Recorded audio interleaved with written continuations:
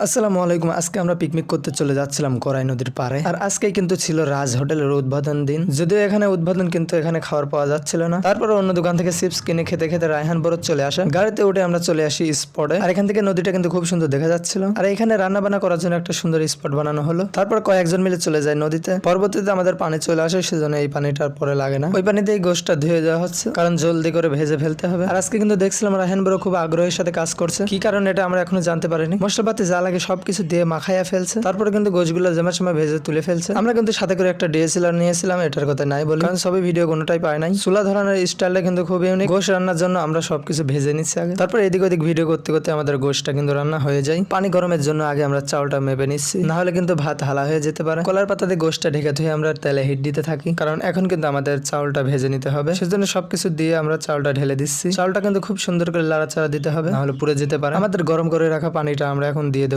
আমরা কিন্তু ছিলাম এখানে 15 জনের মতো। কয়েকজন এইখানে আর কয়েকজনের দিকে আড্ডা দিচ্ছে। মহসিন রান্নার ভান করার পরে আমরা গোশটা এর ভেতরে ঢেলে দেবো। ঢেলে দেওয়ার পরে কিন্তু কড়াইটা 2-1 জন মিলে ধুতে নিয়ে গেছে। আরে ভুল গিলিপ চলে আসলো। তারপরে বিরিয়ানি কিন্তু খেচুড়ির মতো রাধা শুরু করলো। এদিকে একজন সালাদ কাটছে, এটাও দেখিয়ে দিলাম। তারপরে কিন্তু শুরু হয় ভিডিও শুটের পালা। এখানে কিন্তু যে যার মতো পারছে স্টাইলিশ ছবি উঠছে। এখানে ওরা কি বলতে চাচ্ছে আমারও এটা মনে নাই, কারণ মেলা আগের ভিডিও। আপনারা বুঝে থাকলে একটু কমেন্টে জানান। ভাত কিন্তু আখা থেকে নামানোর আগেই সবাই কলার পাতা ধোয়া শুরু করেছে। আর এদিকে চুপ করে পোলা পোলা খাওয়ানোর বিষয়টা তো ছিলই। তারপরে কলার পাতা নিয়ে সুন্দরভাবে সবাই বসে পড়ে গোল হয়ে। তৌফিক সুন্দরভাবে ভাতগুলো দিয়ে দেয়। এটাই কিন্তু প্রথম, এর আগে কোনোদিন এদেরকে এত শান্তশিষ্ট দেখা যায় নাই। এখন খাবো না, ভিডিও করবো। Thanks for watching. আসসালামু আলাইকুম।